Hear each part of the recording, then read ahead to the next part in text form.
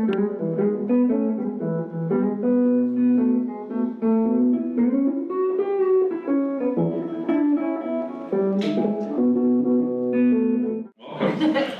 pretty cool to have John Sinclair here doing a gig. And I want to thank Ben Horner for putting this all together and John Sinclair for coming in and performing. Mr. Tim Beck is here. And then I should talk about doing local ballot initiatives. Tell a little bit about that. And we are doing that. This is our prime strategy, ultimately, to get what we want, as soon as possible. And we've had 5 wins in November last year, Detroit, Flint, Ypsilanti, Grand Rapids, and dispensary initiative in Kalamazoo. With this 4271, it will have that same effect. It'll set the stage for legalization. And this one will not have the problems that they had in California. Well, the problems, I guess, are getting solved now by a court order. But nonetheless, this legislation will allow any town that doesn't want medical marijuana dispensary provisioning centers, okay? They don't have to have one. Perfectly legal, you're not going to get sued, no problem. Like a wet county and a dry county or whatever we want to call it. So any city that wants cannabis commerce can have it, and they can regulate it their own way. Joe White is a board member of Michigan NORML. He's been working around the city and doing outreach throughout the state now, and I'll let him tell you about the project he's working on. Come on, Joe. Thank you so much. How's everybody doing? I wasn't prepared to do a speech tonight, but I think it's important to talk about what outreach to NORML is and what we're doing out here. I've had an opportunity to get into public education, the Detroit Public Schools, with this film called The House I Live In. Has anyone seen that film? Well, The House I Live In talks about the war on drugs, but not only from our side of it, but also from federal judges, law enforcement, and other people. So you get a lot of different views on the subject, but the main point is this. Everyone is sick and tired of what the hell is going on with this war on drugs, because as we know, it's no longer a war on drugs. This thing has morphed into a war on people with drugs.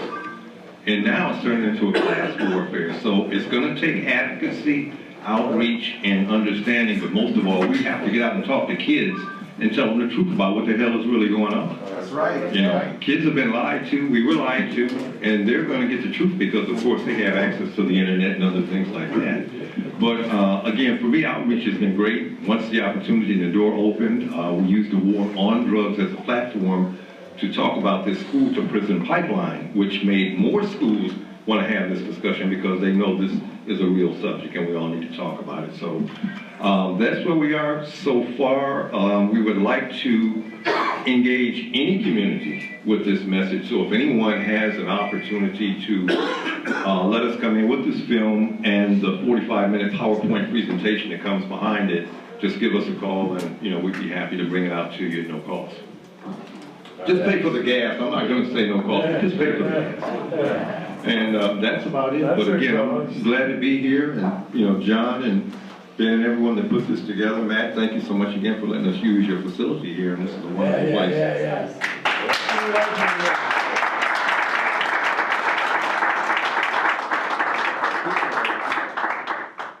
I want to thank my counselor, Matt Abel, not only for having us here, but also for maintaining such an incredibly great premises here at 2930.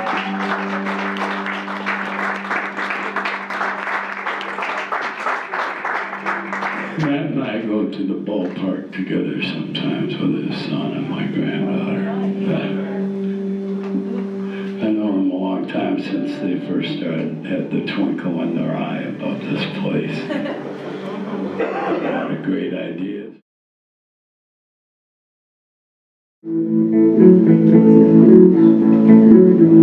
Oh yeah, this is dedicated to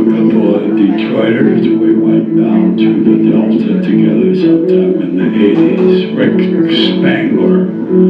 Rick, we called him Rick then. You know him as R.J. Spangler and Rick Steiger. I got the idea for this when I was down there with them.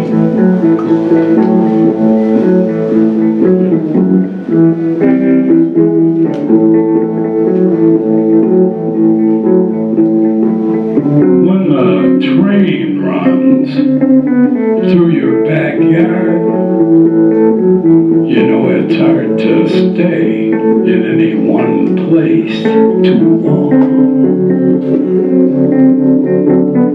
Take the P.L.C. special, hooked up to the Dockery farm, where the Delta Blues came to flower just before the First World War. P.L.C. starts out from Cleveland, Mississippi at 4 a.m.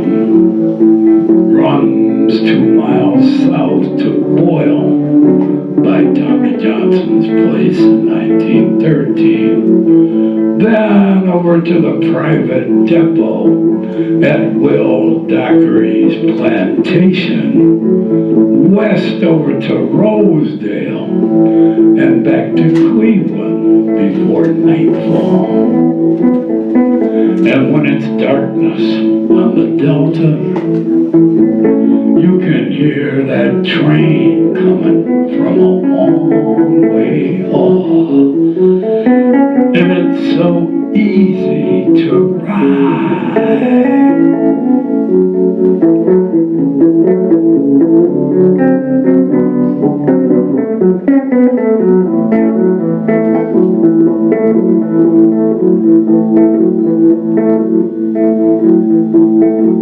Take the Illinois Central from New Orleans straight through to Chicago in 24 hours, one-way fare in 1940 is still just $16.95.